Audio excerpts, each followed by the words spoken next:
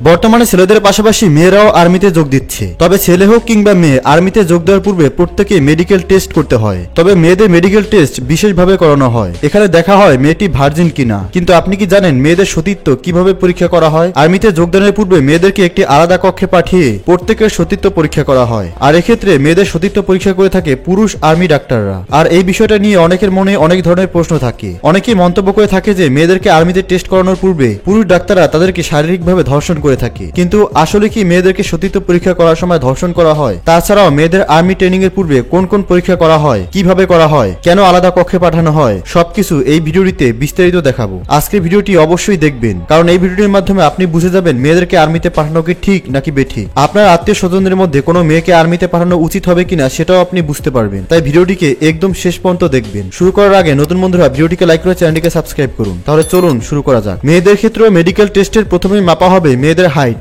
আর্মিতে যোগ্য হতে হলে মেয়েদের হাইট হতে হবে কমপক্ষে 5 ফুট 1 ইঞ্চি। এরপরে ওজন মেপে দেখা হয়, আর হাইট অনুযায়ী মেয়েটির ওজন হতে হবে 40.42 কেজি। এরপর মেয়েটির বুক মাপা হবে। এখানে মেয়েদের বুকের সাইজ হতে হবে নরমালি 28 ইঞ্চি এবং ফুলানোর পর 30 ইঞ্চি। তবে এক্ষেত্রে বলে রাখি, কিছু কিছু মেয়েদের বুকের সাইজ বড় হয়ে থাকে। আর যদি কোনো মেয়ের বুকের সাইজ 30 ইঞ্চির থেকে বড় হয়ে থাকে, তখন সেখানকার অফিসাররা তাদেরকে বিভিন্ন বাজে কথা শুনিয়ে থাকে, যেমন তুমি তো বিয়ে করোনি, তোমার বুকের সাইজ এত বড় কিভাবে হলো, তাছাড়াও নানান কথা। এরপর মেয়েটির হার্টবিট ও ব্লাড টেস্ট করানো হবে। দেখা হবে মেয়েটির হার্টবিট ঠিক আছে কিনা, কম বা বেশি হচ্ছে কিনা। যদি হার্টবিট স্বাভাবিকের তুলনায় কম বা বেশি থাকে তাহলে ওখানেই বাতিল করে দেওয়া হবে। এরপর মেয়েটির চোখের পরীক্ষা করা হবে। যদি মেয়েটি চশমা ব্যবহার করে তাহলে তার পাওয়ার -2.5 পর্যন্ত হয়, তাহলে মেয়েটিকে ওখানেই বাদ দেওয়া হবে। এবং এরপর চোখের কালার ভিশন টেস্ট করা হবে। এরপর মেয়েটিকে দাঁড় করানো হবে এবং দেখা হবে মেয়েটির 2 পায়ের গ্যাপ ঠিক আছে কিনা। যদি 2 পায়ের হাঁটু একসঙ্গে লেগে থাকে তাহলে মেয়েটিকে আর্মিতে নেওয়া হবে না। এরপর মেয়েটির পায়ের পাতা চেক করে দেখা হবে। মেয়েটির পায়ের পাতা যদি সমান হয়, মানে ফ্ল্যাট ফুট হয়, তাহলে মেয়েটিকে ওখানেই বাদ দিয়ে দেওয়া হবে। এরপর মেয়েটির ব্লাড নেওয়া হবে এবং দেখা হবে রক্তে কোনো কঠিন রোগ আছে কিনা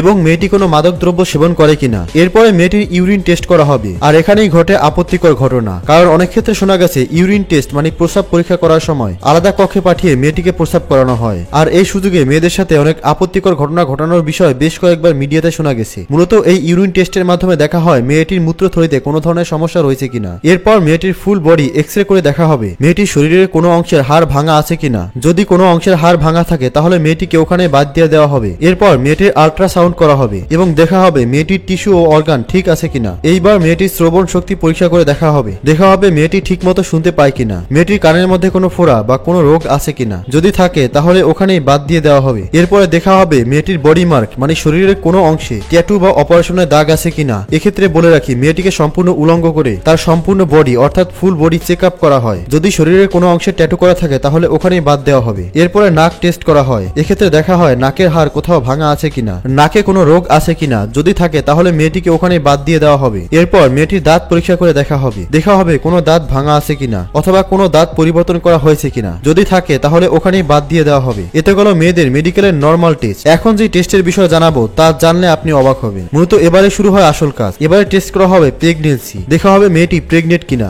কারণ অনেক ক্ষেত্রেই দেখা যায় বিভিন্ন মেয়েরা বিয়ের আগেই প্রেগনেন্ট হয়ে যায় অথবা অন্য পুরুষের সাথে শারীরিক সম্পর্কে লিপ্ত হয়। আর আর্মিতে যোগ দেওয়ার পূর্বে এই বিষয়টি ভালোভাবে খতিয়ে দেখা হয়। এই জন্য মেয়েটির আল্ট্রাসাউন্ড এবং ইউরিন টেস্ট করা হবে। যদি মেয়েটি প্রেগনেন্ট হয় তাহলে তৎক্ষণাৎ তাকে বাদ দেওয়া হবে। এইবার মেয়েটির ব্রেস্ট টেস্ট করা হবে, অর্থাৎ এর মাধ্যমে দেখা হবে মেয়েটির বুকে মানে ববসে কোনো ক্যান্সার রয়েছে কিনা এবং স্তনের সাইজ স্বাভাবিকের তুলনায় বড় কিনা। যদি তুলনামূলক বড় মনে হয় তাহলে বিভিন্ন প্রশ্নের সম্মুখীন হতে হয়। বিশেষ করে একটি মেয়ে অবিবাহিত অবস্থায় যদি কোনোভাবে তার স্তন তুলনামূলক অনেক বড় হয়ে থাকে তাহলে পুরুষ আর্মি অফিসাররা ওই সমস্ত মেয়েদেরকে বিভিন্ন ধরনের প্রশ্ন করে থাকে, যেমন কিভাবে তোমার এগুলো এত বড় হয়েছে, তুমি বিয়ের আগে অন্য কারোর সাথে অবৈধ সম্পর্কে লিপ্ত হয়েছিলে কিনা, এই ধরনের নানান প্রশ্ন।